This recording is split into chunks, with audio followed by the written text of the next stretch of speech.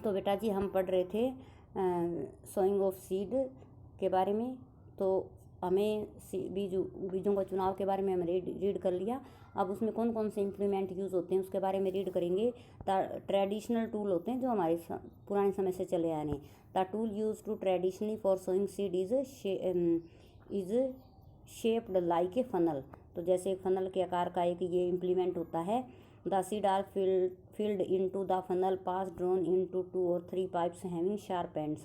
तो इसके नीचे जो है एक भी ऐसे वो हो सकती है, फनल हो सकती है, और 2 भी हो सकती है, 3 भी हो सकती है।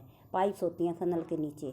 तो अगर एक होगी तो सीधा एक ही फनल में जाएगा, पाइप में जाएगा। 2 पाइप्स होंगी तो 2 में जाएगा, और 3 होंगी तो 3 में जाएगा, जिनके शार्प एंड होते हैं। These ends pierce into the soil and place seed there. तो ये मिट्टी के अंदर तक होते हैं और वहाँ पे बीज को डालते जाते हैं।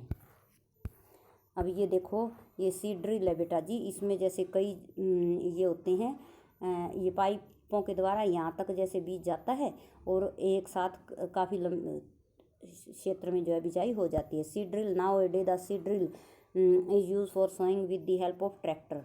और सीड ड्रिल को तो ट्रैक्टर के साथ जोड़ा जाता है। This tool sows the seed uniformly at proper distance. तो इससे क्या है कि जो बीज है वो प्रॉपर डिस्टेंस पे पड़ेंगे और प्रॉपर गहराई पे। It ensure that seed get covered by the soil after sowing. और इससे जो है बीज मिट्टी में उजाने के बाद ऊपर से मिट्टी से ढक भी जाएंगे। This prevent damage caused by birds. इससे जो है बर्ड्स उनको नहीं खा सकेंगे। Sowing by using a seed drill save time and labour. अगर हम सीड ड्रिल का यूज़ करते हैं तो हमारा टाइम भी बचता है और लेबर भी बचती है। और ये देखो कुछ क्या होता है कि जो seed of few plants such as paddy are first sown in the nursery when they grow into plantlets they are transplanted in the field manually. Some forest plant and flowering plant are also grown in the nursery. तो बेटा जो धान के पौधे होते हैं पहले उनकी नर्सरी तैयार की जाती है, फिर वहाँ से जब वो थोड़े से बड़े हो जाते हैं वहाँ से उनको उखाड़ के खेत में उगाया जाता है। ऐसे ही कुछ फूल वाले पौधों को पहले नर्सरी में लगाया जाता है। An appropriate distance between the ends between the seeds is important to avoid overcrowding of plant. तो जो बीज उगाते हैं हम उनके बीच में प्रॉपर डिस्टेंस होनी बहुत ज़रूरी है ताकि उनकी भीड़ ना हो। This allow plants to get. ये क्यों होता है? ताकि जो प्लांट्स को क्या सुफिशियंट अमाउंट में सनलाइट, न्यूट्रिएंट और वाटर मिल सके। Some time a few plant have to be removed to prevent overcrowding. कई बार हमें उनमें से बीच में से कुछ पौधे उखाड़ने भी पड़ते हैं ताकि ज़्यादा पौधे एक जगह ना हो। अब हमने जैसे बीज उगा दिए उसके बाद एडिंग मैनर एंड फर्टिलाइजर्स, उसमें खाद या फिर फर्टिलाइजर्स डालने पड़ते हैं। The substance which are added to the soil in the form of nutrient for the healthy growth of plant are called manure and fertilizer. वे पदार्थ जो मिट्टी में मिलाए जाते हैं ताकि जो मिट्टी को अच्छी मात्रा में न्यूट्रिएंट प्राप्त हो सके और हमारे जो पौधे हैं उनकी अच्छी ग्रोथ हो सके, उनको क्या कहते हैं? मैनर या fertilizer. Soil supplies mineral nutrient to the crop.